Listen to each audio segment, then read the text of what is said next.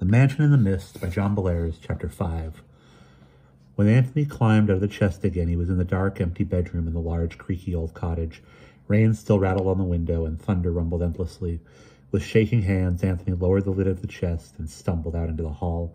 Lightning rushed back and forth over the warped boards, and it lit the stern faces of the people who stared down from the gilded frames on the wall. Anthony felt dizzy and sick to his stomach, like someone who had been thrown into a giant mixmaster. What had he seen? Blearily he looked around, and he felt a tremendous desire to sleep. He could hardly keep his eyes open, but somehow he dragged himself down the hall to his bedroom. With an exhausted sigh, he heaved himself onto the bed and was asleep in a few seconds. Days passed. Miss Eels and Emerson noticed that a change had come over Anthony, and it worried them.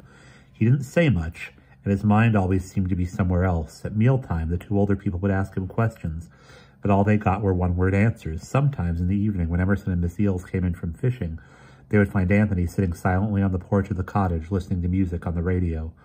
All his strange hermit-like behavior was scary, and it began to look as if Anthony was suffering some form of mental illness. Miss Eels was beginning to get panicky, but as usual, Emerson remained calm.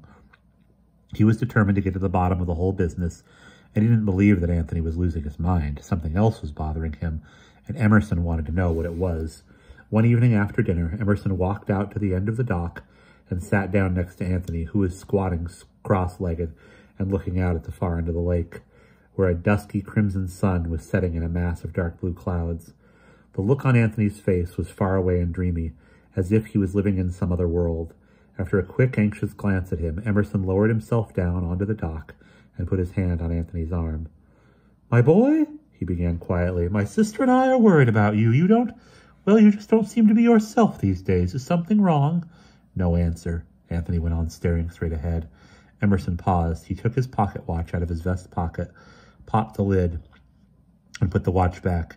"Anthony," he began brusquely, "I did not come here to sit and stare at the sunset with you. If you are unhappy about this vacation trip, please tell us and we'll take you home. But this moping has become intolerable, and it has to stop." Anthony stiffened. A shudder passed through his body. Then, sobbing brokenly, he turned to Emerson and threw his arms around him. I've got something to tell you, said Anthony in a thick, weepy voice. "But you have to believe me. You really do." Emerson nodded solemnly as he hugged his weeping friend. "I'll believe you," he said, "because I know you're honest, and besides, it's pretty clear that you have been through an awful experience of some kind. Tell me all about it." When he finally had control of himself again, Anthony told Emerson his amazing tale about the appearing and disappearing chest in the strange other world that he had been thrust into. When he was through, Anthony looked at Emerson to see what his reaction was. He was terribly afraid that Emerson would be amused, but Emerson wasn't laughing. He looked awestruck. "Good God!" he exclaimed softly as he stared out at the setting sun. "I have heard of such things, but I did not think they were possible, not until now, that is." Anthony stared hard at Emerson. Do you know what happened to me?"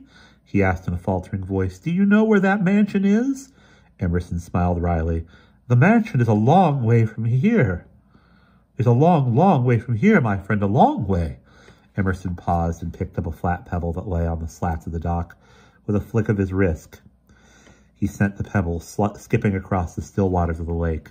"I think," he went on gravely, "that you were projected into another dimension, into a world that does not exist anywhere on this earth.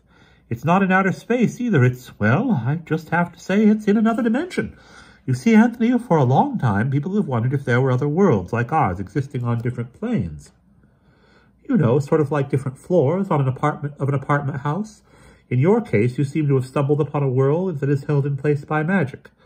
These weird creatures, whose conference you eavesdropped on, they are the ones who built the world. They're sort of like folks who put together a model train layout. Though a good deal more clever, I think that those black-robed characters once lived in our world, but they didn't like it very much, so they moved next door, so to speak. But there is a connecting tunnel, that chest that doesn't seem to be able to stay put. Now, as for this thing called the Logos Cube, well, I can only guess that it's the heart of the world our black-robed friends created. And from what you said, it seems to have been swiped by someone. Beyond that, I'm just as much in the dark as you are. But this talk about a grand design bothers me. What do you suppose those creeps are up to?" Anthony shrugged. "Your guess is as good as mine, Mr. Eels. I'm just glad you believe me." "Oh, I believe you. I really do," murmured Emerson as he gazed thoughtfully out across the darkening lake. "In fact, I believe you so much I'd like to go have a look at this mansion myself." Anthony's mouth dropped open. "What did you say?" Emerson calmly flicked a piece of lint off his shirt. "I said I'd like to take a look at this place myself. I mean, it isn't every day that you get a chance to visit another world. Besides, if those characters are up to something, I'd like to know what it is." Anthony was flabbergasted. Here was Emerson talking about visiting the strange and frightening world of the mansion, and he was talking calmly. He might have been getting ready to go visit his cousin Hattie in Bemidji or something like that. Anthony's mouth opened and closed, but no sound came out. Finally, he found his voice. "Mr. Eels?" he gasped. "Aren't you scared?" Emerson gave Anthony an odd look. "Of course I am, but scientific curiosity overcomes my fear. I just want to see what the place looks like." Later that evening, as the three of them sat playing cards in the lamplit parlor of the cottage, Emerson and Anthony talked about the chest to Miss Eels. She was very relieved to know that Anthony was not losing his mind, but she was thoroughly alarmed at the idea that Emerson was planning to go and spy on those evil black-robed plotters. "Em, are you out of your mind?" exclaimed Miss Eels, as she pitched a card onto the table. "They almost caught Anthony, and they might catch you. You might be tortured or killed or anything." "Oh, I don't know about that," said Emerson calmly. "I have ways of protecting myself. By the way, Myra, you can't play a heart till the hearts have been broken." Miss Eels snatched the card back and threw out a spade. "Don't change the subject, Em. What on earth do you mean by protection?" Emerson grinned. "I mean my amulet collection. Surely there's something in there that could help." Anthony's mouth dropped open. He knew what Emerson was talking about. Emerson was a lawyer by profession, but his hobby was magic. The study of his home in St. Cloud was crammed with books on magic and the occult, and on the shelves in the library table were cases containing objects that were supposed to be magic. Emerson had brought some of them with him to the cottage, in a mahogany case that once held silverware. Many times in the last 2 weeks, Anthony had seen Emerson with the case open in his lap. He was poring over his treasures, peering at them through a magnifying glass. The amulets were indeed an odd collection. There was a glass tube full of sand from the Gobi Desert. It had been blessed by a Tibetan monk.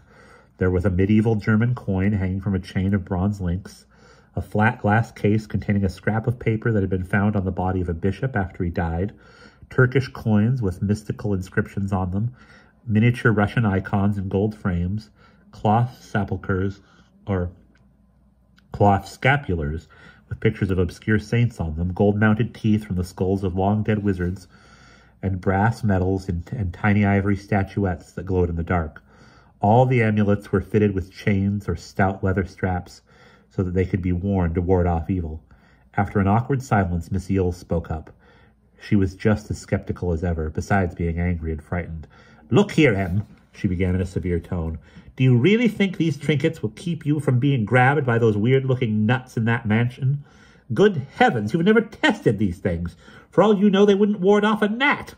And here you are, ready to risk your life with this kind of idiotic protection. It's insane, Em. Utterly and totally insane." "You may think so, Myra," said Emerson frostily, "but I am of another opinion. All of these amulets came to me with the documents that prove their reliability. At least they proved it to me. I know. Documents sometimes lie, but these are signed by famous sorcerers, and I'm inclined to believe them. So if I were you, I wouldn't order my coffin yet. I'll be out there and back in a jiffy." "Famous last words," uttered Miss Eels. "So when are you going?" Emerson coughed nervously and glanced away. Well, there's a slight problem. The chest isn't in the room, and I really don't know when it'll be back." Miss Eels threw back her head and laughed. She just couldn't help it. Emerson's face was beginning to get red. He hated to be made fun of. "I'm sure the chest will be in the room sometime soon," he said in a stiff, formal voice. "Magical things do not follow regular schedules like railway trains. We will simply have to check the room from time to time. Now, as I recall, it is Anthony's turn to play a card. Let's get on with the game." More days passed. Wild evening storms came up out of nowhere, and thunder rattled the windows of the rumbling old cottage. The three vacationers followed their aimless schedule of fishing, card playing, eating, and just sitting around doing nothing. But every now and then they would check the mysterious back room that smelled strongly of dust. Unfortunately, the chest was never there. Anthony began to wonder if it was gone forever, and to tell the truth, he really hoped it was. He didn't believe that Emerson could go and spy on those evil creatures and get away. He would meet with an awful end, and Anthony himself would feel responsible because he had discovered the secret password that activated the old chest. For the time being, however, it was pretty clear that no one was going anywhere. No chest and no trip. It was as simple as that.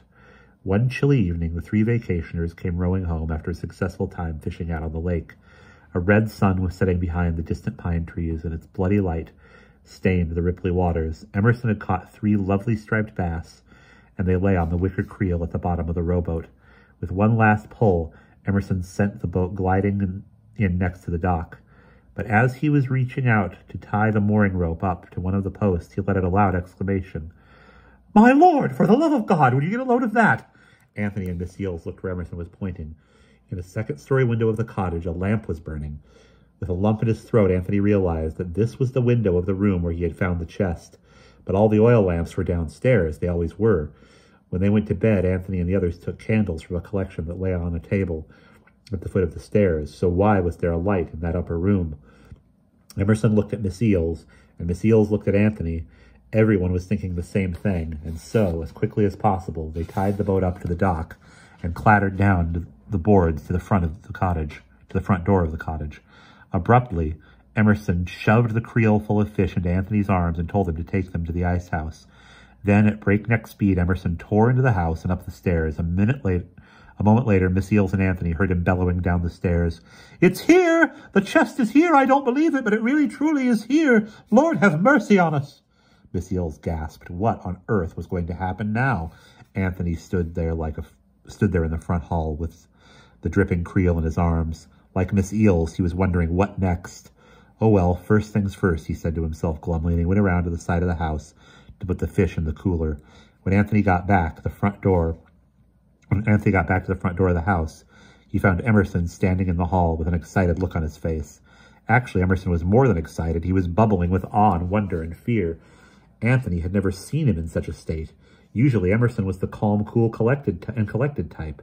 He gave you the feeling that he could handle just about any situation, however wild and bizarre it might be. But right now, Emerson was a mess. "It's true, it's really true," he babbled, looking wildly this way and that. "Anthony, I will admit that I doubted your story for a little instant or 2, or maybe even 3, but now I've seen the blasted thing with my own eyes, a gateway to another world." "It's a gateway to hell," said Miss Eels grimly. "And if you go through it, Em, you're an even bigger fool than I think you are." This remark really stung Emerson, and he flinched, but then he pulled himself together and squared his shoulders. "I'm going," he announced stubbornly, "and that's all there is to it." He turned to Anthony. "Anthony, my boy," he said, "will you go with me? I need you to guide me with the amulets around our necks. We'll be perfectly safe, I promise you." At this, Miss Eels completely lost her temper. "Emerson Eels!" she exclaimed furiously. "Are you so irresponsible that you would lead this young man into terrible danger? You ought to be ashamed of yourself." Emerson blushed and stared at the floor. "You don't have to come if you don't want to, Anthony," he said in a low voice. Strangely enough, Anthony found that he was eager to go. He was scared, of course, but he also wanted to revisit that strange, shadowy world. After a short pause, he spoke up. "I'll go, Mr. Eels," he said firmly. "When do we start?" "Now, get the amulets," Emerson said. For himself, he chose the tube of sand from the Gobi Desert. Anthony picked a miniature Russian icon of St. Basil the Great, and together they climbed the creaky stairs of the old cottage and walked down the hall toward the room where the chest was. After a deep sigh, Miss Eels went to the living room and lit 3 of the oil lamps. Then she sat down in a rocking chair and grimly went to work on her knitting. She was trying to make a sweater for her niece's small daughter, and it was not coming out very well. One arm was longer than the other, and the stitches kept coming unraveled. But it was all she could think of to do at this point. The rocker creaked, the knitting needles clacked, and the Waterbury clock on the shelf ticked noisily. Miss Eels heard the lid of the chest slam loudly, and she jumped. "God help us now," she thought. "God help us all now." And that is the end of Chapter 5.